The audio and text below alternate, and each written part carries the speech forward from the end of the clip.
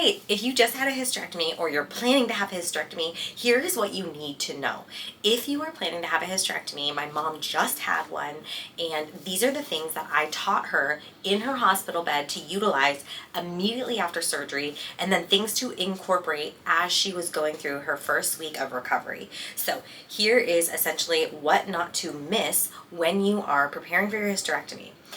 Number one, the first thing I want you to do is when you are preparing for that hysterectomy, I want you to start rubbing your belly. So before you go in for surgery, start increasing the fascial mobility of the belly. This is going to help the portholes that are going to be poked into your belly. This is going to help them go in with more ease, and it's going to help loosen up the fascia in order to help the surgeon take the organs out with a lot more ease. So here's a couple techniques in order to help start to prepare you for that hysterectomy, in order to create more fascial mobility and openness so the organs can just slide out of your body and the cameras can go into your body along with the instruments. So here's the belly. Some surgeons use different techniques, but what you can start to do is you can just start to bring the fascia and massage your belly in this direction. This is going to allow you to increase the blood flow. You can do this a week before your hysterectomy. And you're just moving the skin and the tissue around, and it's going to let the cameras get into your belly and the instruments with a little bit more ease. And then another move you can do, we call it a colon massage, but you're not just massaging the colon, you're massaging everything else. And after the hysterectomy, you want to make sure you have really good bowel movements. Probably going to have you on different drugs like milk of magnesia or Ducalax or Miralax or Benefiber or maybe even magnesium citrate. And those are all, options to help regulate bowels. But doing this colon massage is going to be helpful beforehand, getting your colon optimized and moving. You're not going to be able to do this as much right after surgery because you are going to have the little holes if you're having a laparoscopic surgery. If you feel more tension and tightness up high here, you can kind of just push down towards your belly button, and you can see I'm like indenting into the tissue about an inch. And then same thing up here, I'm pushing down, just loosening everything up so the cameras can get in more easily and the organs have more movement in the fascia. And so going back to the colon massage, your circular patterns all along the colon, up and around. So the colon massage, you're going to start at your bottom right. You're doing this laying down so your abdominals can relax, and you're going in a clockwise fashion, hitting every single point, going up under the rib cage, clockwise fashion. And laying down, sometimes with your feet supported, can help the abdominals relax so you can get deep into the actual colon itself. And you're going down all the way here, and then you're gonna finish all the way down through here. So you kind of get into that sigmoid colon. So you go up the ascending colon, across for the transverse colon, down for the descending colon, and then down into sigmoid colon. And again, you're just circular motions all the way around, stimulating the colon. You can do for about 5 minutes. You're doing this pre-operatively for about every day leading up into the surgery. The next thing I'm going to have you do is a diaphragmatic breath in order to help get you connected to your breath while you're preparing for surgery. If you practice before the surgery, it's going to be a lot easier post-operatively to control your breath and connect to your breath. So here's what we're going to do. We're going to take a nice deep breath into our bellies, inhaling, opening, exhaling, letting it go. As we inhale and open, we imagine the pelvic floor also opening, inhaling as much as you possibly can into the belly and even out into the ribs. Exhale, let all the air leave the body. Inhale.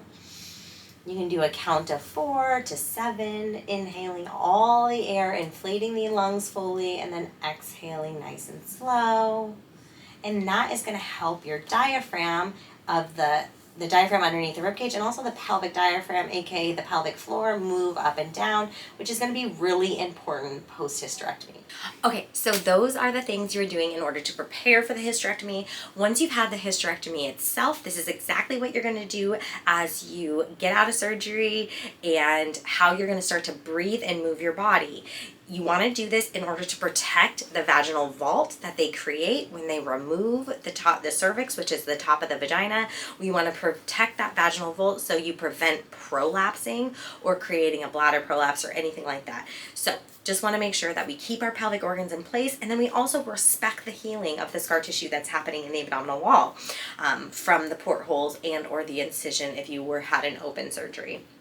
So here's what we're going to do is you're going to be, when you wake up post-operatively, you're going to be on your back most likely, and when you go to move or stand up for the first time, what you're going to do is you're going to inhale and then you're going to exhale. As you exhale, grab the rail of the bed, straighten the leg that you're turning towards, use the heel of the foot, grab the bed, use this elbow that you're turning towards on the bed, and exhale your air. Shift the hip back, okay? This is going to be difficult because you're freshly sewed back up in the portholes and or the open surgery. So let me explain that again. You're going to be on your back, reach the guardrail on the hospital bed, push through the heel, exhale, rolling to your side using the elbow on the bed. And then if you're going to go ahead and sit up, again, you can use the guardrails and pull and use your arm. And also you're going to push the elbow that's closest up to the bed, and you're going to push up, let your legs fall off the table, and exhale and sit up. That is the breath pattern and how you want to push to get up after you've had your hysterectomy. This is going to be very important, and you want to continue this even as you transition home. So for the first 8 to 12 weeks, this is really how you're going to be wanting to get out of the bed itself in order to protect the incisions, protect the abdominal pressure, and make sure that your organs stay in place. Once you get home and you start moving around, you're probably going to be really tired for the first few days. During those periods of fatigue, let your body rest. You're going to be low energy for a while. That's okay. But one thing you can do is start to recruit your lower abdominal muscles and get them active again. Even if they were cut open or the portholes were around them, you're using your abdominals anyways when you're moving. And this is a very gentle contraction. So what you're going to do is when you're sitting and resting, just imagine like you're pulling your belly button towards your spine, giving yourself a little active contraction, not using the pelvic floor, but really just using those lower abdominal muscles. And as you pull in, you can exhale. I like to make an SH sound. That helps me activate my transverse abdominis muscle. Exhale and let it go. Inhale and let it go. As you exhale again, contracting the transverse abdominis. And you can hold for a few seconds. It doesn't have to be anything significant. And then just let it go. Make sure you relax out of it. So those are a couple things that you can do right after the hysterectomy to start turning back on your core, but also very essential to protect your pelvic floor and protect your pelvic organs when you're healing from your hysterectomy. Okay, I hope you found this video insightful and you've gained some information. I wish you luck on your hysterectomy recovery. Remember, even if the surgeon doesn't recommend anything after you're completely done, it is always very good to get in touch with a pelvic floor physical therapist by the time you're 12 weeks post-hysterectomy. They can do a comprehensive pelvic floor exam, reduce all the scar tissue that has built up in the belly from the hysterectomy itself, from the procedure. Dissolving those hysterectomy scars is going to allow you to use your core a lot better as you go through your years. So I'm Dr. Allison Fell. Let me know if you have questions. Talk to you soon.